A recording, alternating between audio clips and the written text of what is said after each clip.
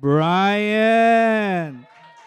Brian is an entrepreneur, a dreamer, an explorer who has traveled the world falling in love with creativity and entrepreneurship along the way. Give it up for Brian.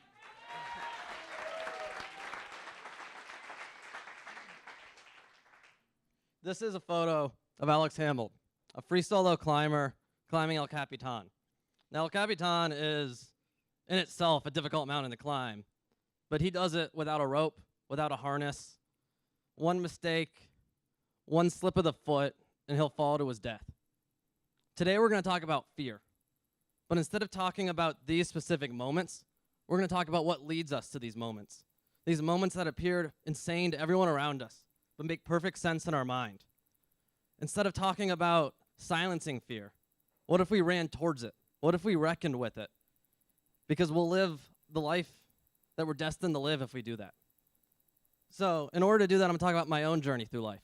And that begins in Jamaica, where I had the opportunity to study abroad there in college and help an entrepreneur scale their business across the island.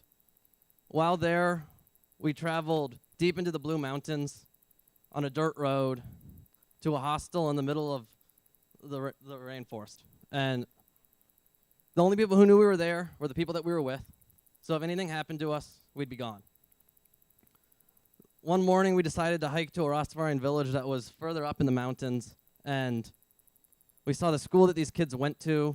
We saw their village. We talked with people. We sat down. We had food with them, and it was just a breathtaking experience. It became time that we had to leave, so we started hiking back. Our guide thought he knew a shortcut, so we headed off the path.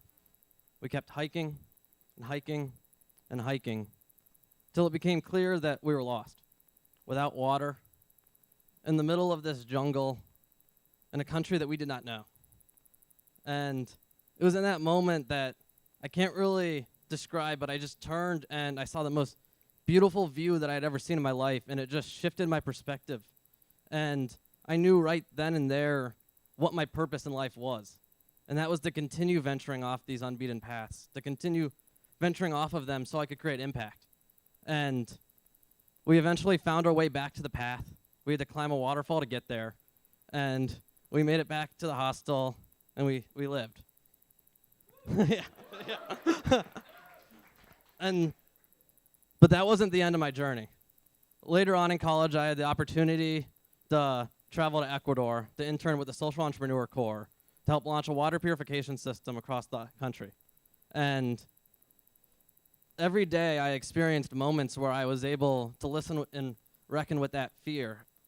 I experienced moments that I had never experienced before, whether it was traveling throughout the Amazon rainforest by boat from village to village, or traveling across the country on the back of a pickup truck filled with other people and livestock. And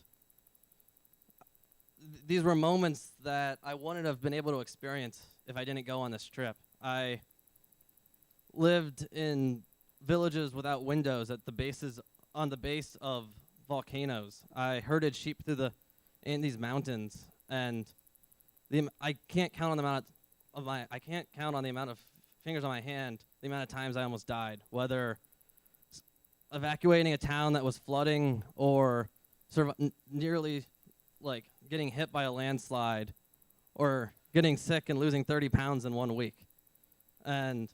But it was the experiences that I had in this trip that made it worth it. Seeing the hope in the faces of people as they experience clean water for the first time in their life.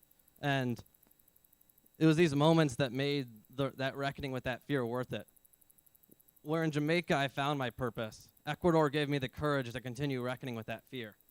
And that led me to make the decision I had to make my senior year in college when I had one job offer back home in Columbus, Ohio. It's a safe option, near family, near friends, but I knew in my heart it wasn't right. And it scared me more than any experience that I had had before, knowing that I had to turn down that job opportunity, not knowing what was next, and then moving to Chicago on a whim. I guess what I'm trying to say is that sometimes you don't have to travel all around the world to experience that fear, to reckon with it. Sometimes our greatest fears are all around us. And rather than trying to silence it, we should listen to it, reckon with it, and chase right towards it, because that'll lead us to that life that we're destined to live. Thank you.